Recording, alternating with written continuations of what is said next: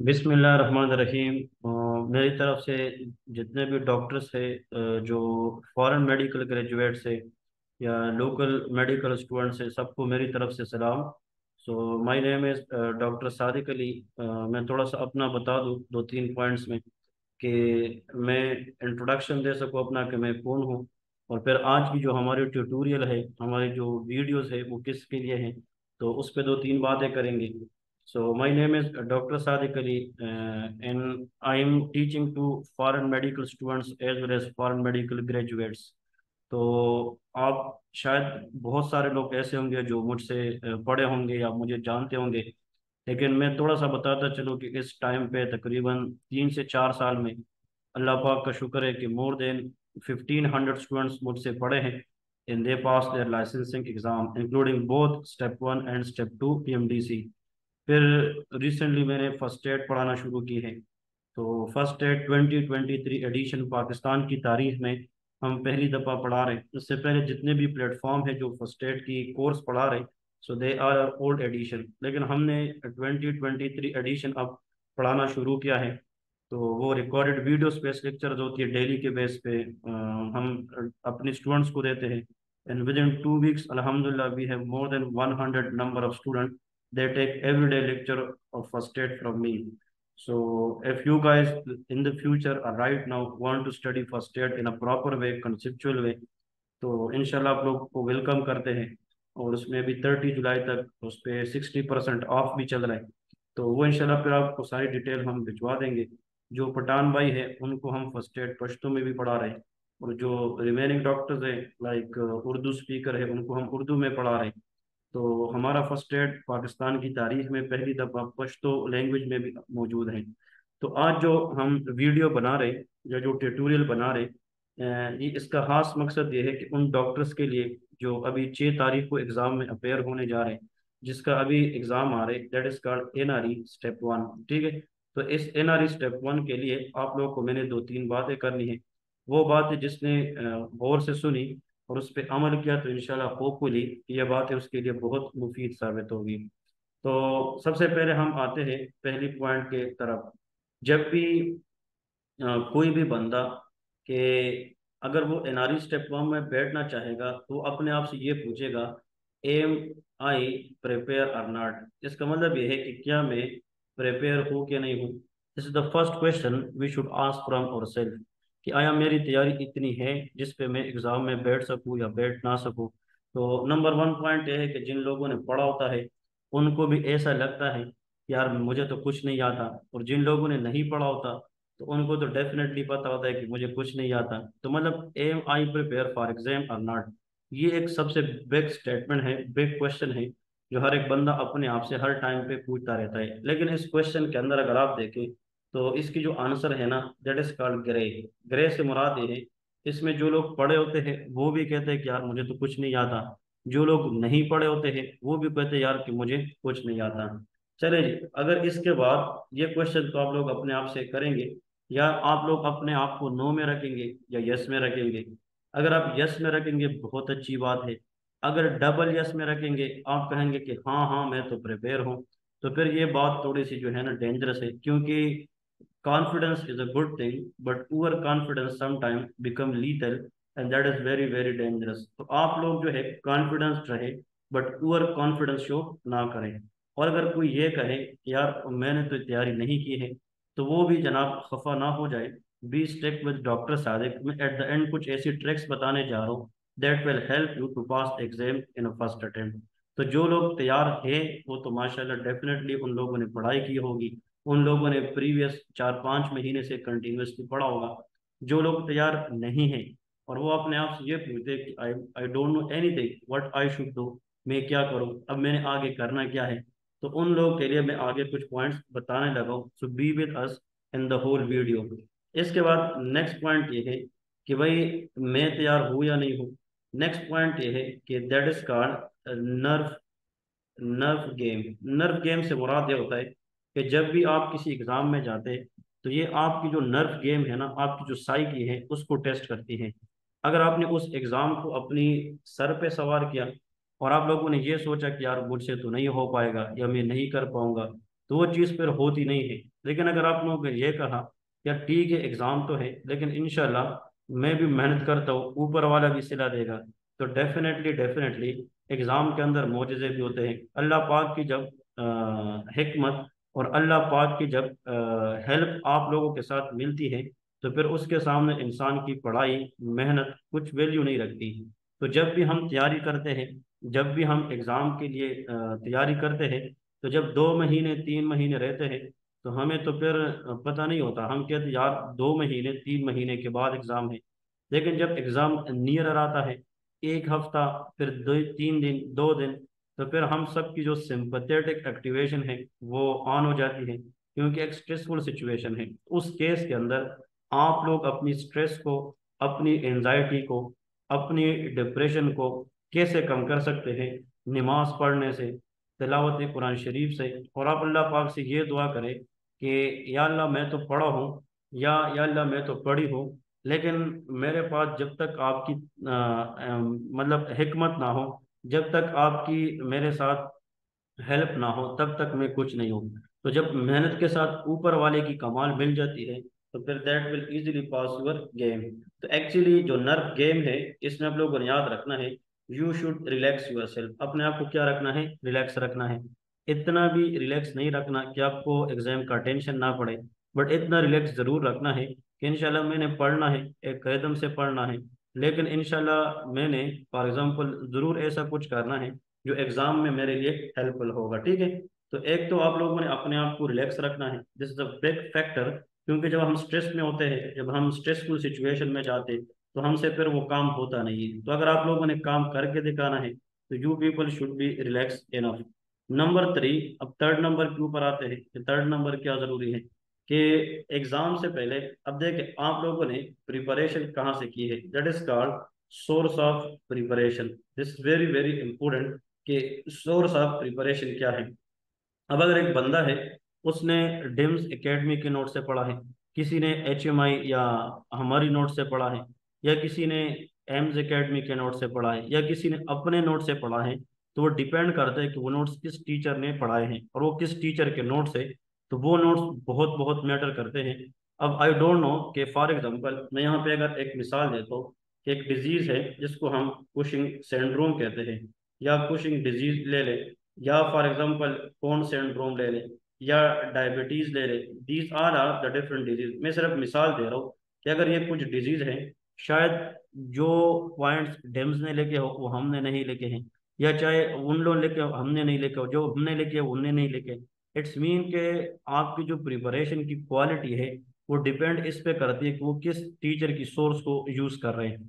तो अगर आप सोर्स अच्छा यूज करेंगे, मॉडर्न यूज करेंगे, ऐसा नहीं जो 2016 में नोट्स बने हैं वो 2023 में भी चल रहे, नहीं। You have to change your notes accordingly, क्योंकि एग्जाम की जो स्टाइल्स है वो चेंज होती जा रही है। तो हमें नोट्स के अंदर भी चेंजेस लानी पड़ेगी, और हमें नोट्स के ऊपर जो है वो मेहनत करना है, काम करना है। तो उससे ये है कि आपकी जो सोर्स ऑफ प्रिपरेशन है, वो कोई ऐसी नोट्स होनी चाहिए कि वो मॉडर्न हो, अप टू डेट हो। ठीक है, नंबर 1 पॉइंट। नंबर 2, अब चाहे जितने लोग हैं मुझे सुन रहे, चाहे उन लोगों ने जो सोर्स ऑफ प्रिपरेशन की है, जिस नोट से भी की है, चाहे अपने बनाए हो, चाहे फर्स्ट एड से बनाए हो, चाहे डिम से बनाए हो, चाहे हमारे नोट से बनाए हो, अब वो उनके लिए मोर देन इनफ है। उन सोर्स को अभी आप लोगों ने चेंज नहीं करना, क्योंकि हमारे पास टाइम जो है वो पॉकेट में बहुत कम है। तो हमें उन्हीं नोट्स को जनाब यूज करके अपनी सक्सेस रेट को बढ़ानी है। ठीक है जी, तो ये तो जनाब आप लोगों को जनाब कुछ पॉइंट्स है जो आप लोगों को पहले होना चाहिए। Number 1, aim I prepare or not? If I yes, that is very good. If no, stick with me to the last. Then again, you should control your thinking and your psyche, your nerve. Be relaxed and just pray from Allah. Number 3, source of preparation matter a lot in passing the exam. अब आते हैं जनाब exam के अंदर। अभी आप लोगों के पास एक वीक है, 1 वीक प्लान मैं बता रहा हूँ कि 1 वीक के अंदर आप लोगों ने प्लान कौन कौन सी रखी है। So what is the 1 week plan for the exam? अब उसकी डिस्कशन करेंगे। सबसे पहले आप लोगों ने याद रखना है कि इस 1 वीक के अंदर आप लोगों ने यहाँ से एक चीज सीखनी है, there is no theory reading. आप लोगों ने थ्योरी रीडिंग को नहीं करना है। फॉर एग्जाम्पल एक बंदा है, उसके पास एक हफ्ते का टाइम है, तो उसने थ्योरी की जो रीडिंग है वो बिल्कुल नहीं करनी। अब देखिए आपके पास बहुत सारे नोट्स होंगे, आप हेमाटोलॉजी पढ़ोगे तो ऐसा लगेगा कि यार पीछे एंडोक्राइन तो नहीं आता, एंडोक्राइन पढ़ोगे तो ऐसा लगेगा कि मुझे जीएटी तो नहीं आती। तो मतलब अभी से, कल से, जिन लोगों का 6 तारीख को एग्जाम है, उनको कल से ऐसा करना चाहिए कि वो थ्योरी रीडिंग को क्या करें, खत्म करें। There is no theory reading, सबसे पहली बात, नंबर वन।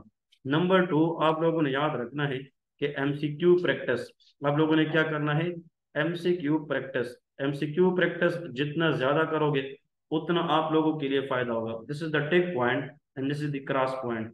अब जो एमसीक्यू है वो आप लोग कहाँ से कर रहे, so again this a very very important point कि आप लोगों के पास सोर्स ऑफ एमसीक्यू क्या है। अब सोर्स ऑफ एमसीक्यूज आप लोगों के पास क्या है, शायद मुझे कुछ लोग सुन रहे हैं जिन लोगों ने हमारी मॉक टेस्ट सेशन ज्वाइन की है HMI एकेडमी की, तो उन लोगों के सोर्स ऑफ एमसीक्यूज अलग है। कुछ लोगों ने जोया सीरीज देखी है, कुछ लोगों ने मेडिकल सीरीज देखी है। मतलब इस तरह बहुत सारी सोर्सेज है जो आप लोग एमसीक्यू के लिए यूज करते हैं। लेकिन एमसीक्यूज कहीं से भी हो, मतलब वो मॉडर्न होनी चाहिए, अप टू डेट होनी चाहिए। तो जितना एमसीक्यूज प्रैक्टिस ज्यादा होगा, नंबर ऑफ एमसीक्यूज ज्यादा करोगे, उतना आप लोगों की जो सक्सेस रेट है वो भी बढ़ जाएगी। इसके बाद जनाब थर्ड नंबर पे आते हैं, the most important, that is called handy points. अब हैंडी पॉइंट्स की तरफ आते हैं, very very important. Handy points क्या होते हैं, these are called one liner MCQs. इसको हम क्या कहते हैं, वन लाइनर एमसीक्यूज। और मेरे ख्याल में मैंने जितने एग्जाम्स दिए हैं इंक्लूडिंग FCPS, PMDC, MRCP, मुझे जो हेल्प मिला है वो हैंडी पॉइंट से मिला है। अब हैंडी पॉइंट्स क्या है, दीज आर द पॉइंट जो आप लोगों को कम टाइम में बहुत ज्यादा प्रोडक्ट दे सकती हैं। अब मैं मिसाल के तौर पे लिख रहा हूँ, अगर फॉर एग्जांपल जीआईटी है, तो जीआईटी तो पूरा है, लेकिन अगर उसमें आप इस तरह एक हेल्डी पॉइंट बनाए कि द अपीयरेंस ऑफ एकलेजिया या the classical finding of achalasia in barium swallow, तो dash is bird beak appearance. फिर नेक्स्ट लिखे the drug of choice use for Zollinger Ellison syndrome, that is PPI। Third number लेके कि the IBD which has increase risk for colon cancer, colorectal carcinoma, that is ulcerative colitis. तो इसी तरह अगर आप लोगों ने थ्योरी पढ़ी है ना, पहले थ्योरी, मैं कहता हूँ कि अभी से, आज से थ्योरी पढ़ना बंद करें। इट्स मीन कि आप लोगों ने थ्योरी पहले से पढ़ी होगी, लेकिन अगर थ्योरी जो है आप लोगों ने आज से बंद की है, तो उन थ्योरी से जो पॉइंट्स आप लोगों ने निकाले हैं उनको बार बार रिवाइज करें। MCQ practice and handy points, they are both the key which are very very important and increase your success rate in the exam। तो जिन लोगों के पास हैंडी पॉइंट्स हैं, so they are very very good. लेकिन कुछ handy points मैंने अपने self बनाए हैं और अपने हाथों से बनाए हैं, and I think it take me 4 month time, कि मैंने उस टाइम से ये बात सोची थी कि जितना मुझसे हो सके FMGs को मैं हैंडी पॉइंट्स बना के दे दूँ। कुछ लोग इसको सेल करते हैं 2,000 पे, 3,000 पे, लेकिन जो लोग इस 6 अगस्त में एग्जाम के अंदर अपेयर होने जा रहे, उन लोगों के लिए मेरी handy point that is free. तो जिनको हैंडी पॉइंट्स मिलेंगे, प्लीज वो फिर थोड़ा सा बताया करें कि हैंडी पॉइंट्स की क्वालिटी कैसी थी, हैंडी पॉइंट्स आप लोगों को कैसे लगे। तो हमें थोड़ी सी हौसला अफजाई होगी, हम उसकी बेस पे मजीद आप लोगों के लिए आगे फ्यूचर प्लान के अंदर स्टेप 2 के अंदर, अल्लाह करे कि आप लोग का स्टेप 2 पास हो जाए, तो स्टेप 2 में आप लोग के लिए इस तरह की चीजें बनाते रहेंगे। तो आप लोग फीडबैक जरूर दिया करें। अगर आप लोग हमारे यूट्यूब चैनल को सब्सक्राइब कर चुके हैं, उस पर लाइक्स दिया करें, नीचे कमेंट्स दिया करें, तो उससे हमारी हौसला अफजाई भी होगी और हमें एक मोटिवेशन भी आएगी कि यार FMGs कम्युनिटी के लिए हमने और बहुत सारी चीजें करनी है। तो यहाँ पे लास्ट में मैं जा रहा हूँ, द मोस्ट इम्पोर्टेंट, यहाँ पे मैं लिखने जा रहा हूँ that is called past paper. अब जो नम्स के पास्ट पेपर है ये सबके पास होते हैं, और आप लोगों को पता है पास्ट पेपर कहीं ना कहीं से बंदा अपने लिए अरेंज कर लेता है। तो द मोस्ट इम्पोर्टेंट थिंग, अब जो मेरी हैंडी पॉइंट्स है वो तो ज्यादा है, अगर बंदा वो कर सकता है सही तरीके से, so that is very very easy to pass your exam. अब मैं लास्ट में उसको सम अप कर रहा हूँ, एग्जाम के लिए आखिर में करना क्या है। तो सबसे पहले यहाँ पे लेके कि हमने अभी जो पढ़ना है that is called 1 week plan. हमने क्या करना है, 1 वीक प्लान के हिसाब से जाना है। तो 1 वीक प्लान में नंबर 1, आप लोग की पहली प्रायोरिटी ये है कि दिन में कम से कम 80 से लेके 100 तक MCQ जो आप लोग के पास है उसकी प्रैक्टिस करें। फिर नेक्स्ट पॉइंट यहाँ पे लेके हैंडी पॉइंट्स, और अगर आप लोग मेरे पॉइंट्स करके जाएंगे तो इंशाल्लाह बिलीव मी, आप लोग का 80-85% MCQs वहां से आएंगे। मैंने वो बहुत मेहनत से बनाए हैं। तो डॉक्टर सादिक अली जो मेरे हैंडी पॉइंट से किसी को चाहिए तो फिर बता दे कमेंट्स में, वो हैंडी पॉइंट जरूर करे। फिर तीसरी बात आप लोगों ने याद रखनी है, द मोस्ट इम्पोर्टेंट, कि एट द एंड आप लोगों ने नम्स के पास पेपर करना है। सो NUMS past paper are also very very important. तो देखिए तीन चीजें, MCQ practice, handy points and NUMS past paper. हाँ एक बंदा है वो हैंडी पॉइंट्स कर रहा है, उनको एक ऐसा पॉइंट आ जाए, फॉर एग्जाम्पल के the most common cause of infective endocarditis in colon cancer, और वो कहे कि यार इसका नाम स्टेप्टो बोविस है, लेकिन वो कंफ्यूज हो गया कि यार ये है कि नहीं है। तो उनको चाहिए कि वो इन्फेक्टिव एंडोकार्डाइटिस का रिलेवेंट टॉपिक देखा करे, बट पूरा सिस्टम ना देखे, इतना टाइम नहीं है। तो ये तीन चीजें आप लोगों ने लास्ट वीक में करनी है, एंड दैट विल इंशाल्लाह इंशाल्लाह एनहांस योर सक्सेस रेट 100%। तो MCQ practice a lot, handy points and NUMS past paper, ठीक है जी। तो ये चीजें आप लोगों की पास होने में बहुत मैटर करेगी। अब इसके बाद अगर एग्जाम डे आ गए, मतलब ये है कि डे बिफोर एग्जाम, इसका मतलब ये है कि डे बिफोर एग्जाम। अब एक एग्जाम को एक दिन रहता है, तो आप लोगों ने उस दिन क्या करना है, मतलब study well, study well and relax your self. उसी दिन भी आप लोगों ने ये चीज रखनी है कि अपने आप को रिलैक्स रखना है, लेकिन पढ़ाई अच्छी करनी है। लेकिन जहां पे लेके स्टॉप, स्टॉप का मतलब ये है कि स्टॉप स्टडी स्पेशली 8 PM। इसका मतलब 8 PM के बाद आप स्टडी ना करें, ये मेरा एक रूल है, ये मेरा रूल है। स्टडी ना करें मतलब ये है कि डिनर ले ले, डिनर प्लस नमाज, नमाज पढ़े, और इसके बाद 2 रकात नफल करें, और just go to sleep at 10 PM। 10 PM से लेके 4 PM तक, वेरी वेरी इंपॉर्टेंट, या स्पेशली 5 PM तक, मतलब नमाज के टाइम तक, ये 6 से 7 घंटे साउंड स्लीप, साउंड स्लीप करें। क्योंकि स्लीप एक ऐसी चीज है जिसमें आपकी ब्रेन के अंदर जितनी स्टडी होती है ना, वो लाइब्रेरी की शक्ल में वो अरेंज होती है, मेमोरी कार्ड है। तो मतलब ये है कि आप अपनी ब्रेन को रेस्ट दे दें, न कि उसको डिस्टर्ब करें। तो 10 बजे बिल्कुल सोकर 5 बजे उठे, नमाज पढ़ के सूरत यासीन पढ़े और आयातुल कुर्सी पढ़े। और यहाँ पे जब आप एग्जाम हॉल में जाएंगे, तो वहां पे आप लोगों ने जरूर याद रखना है कि ब्रेकफास्ट करें, लेकिन हैवी ब्रेकफास्ट ना करें जिससे आप लोग को फिर नींद ना आ जाए। तो ब्रेकफास्ट करके जाना है, ब्रेकफास्ट, और साथ में जनाब टैबलेट पेनाडॉल लेनी है, ठीक है, पेनाडॉल लेनी है, Panadol that you can keep cool and relax. और इतना ज्यादा स्टेमिना लगाओगे ताकि आपकी स्टेमिना भी रहे, एग्जाम में फोकस खराब ना हो। लेकिन एंड्राल गोली या इस तरह जनाब जिनबेक्स गोली, जिनको बाइलोबा, इस तरह की चीजें ना करें, जस्ट टैबलेट पेनाडॉल। लेकिन आप लोगों ने सुबह सवेरे नाश्ते के बाद 2 टैबलेट्स लेनी है, वन टाइम पे, और ब्रेकफास्ट करके जाके एग्जाम हॉल में बैठना है, आयातुल कुर्सी अपने आप पे पढ़नी है।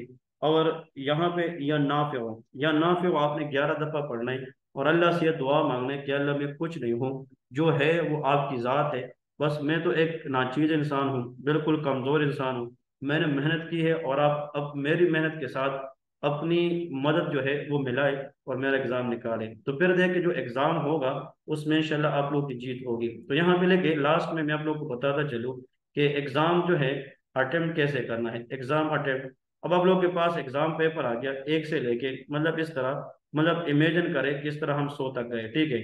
अब आपने पहला सवाल देख लिया और वो आपको नहीं आता, या आपको ऐसा लग रहा है यार इस पे मैंने थोड़ा सा काम करना है, इसको मतलब ये है कि छोड़ दे, इस पे ज्यादा टाइम वेस्ट ना करे। फिर 2 नंबर एक क्वेश्चन आया कि the drug induce SLE in case of anti hypertensive hydralazine, take कर दिया। फिर नीचे देख लिया कि what is the drug of choice to treat seizure in eclampsia, that is magnesium sulphate. फिर एक क्वेश्चन आया कि एक फीमेल है, प्रेग्नेंट है, उसको ये है। फिर आप कंफ्यूज हो गए कि यार इस पे काम करना है, इसको रहने दें। फिर ये आता है, इसको कर ले।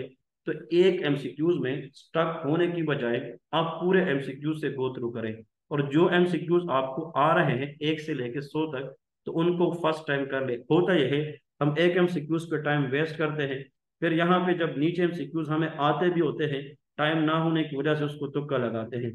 तो पहले आप लोग क्या करें, एमसीक्यूज पढ़े, आता है तो ठीक है, टिक करे, नहीं आता तो छोड़ दें। फिर आप लोग देखें कि यार आपको 100 में से कितने एमसीक्यूज है जो आप लोगों ने वन टाइम पे किए, वो है 50। इसका मतलब 50% आपने पेपर का बिल्कुल वो किया है जिसपे आप डैम श्योर है कि भाई ये मुझे आ रहा है। इसके बाद आते हैं उन एमसीक्यूज की तरफ, जो एमसीक्यूज क्या है, अब हमारे पास थोड़े से सोचने वाले हैं जिनका हमें सही तरीके से पता नहीं है। अब उन एमसीक्यूज को कैसे करेंगे, देखिए अब ये ABCD ऑप्शन है ना, अब मुझे ये नहीं पता कि इसका आंसर क्या है।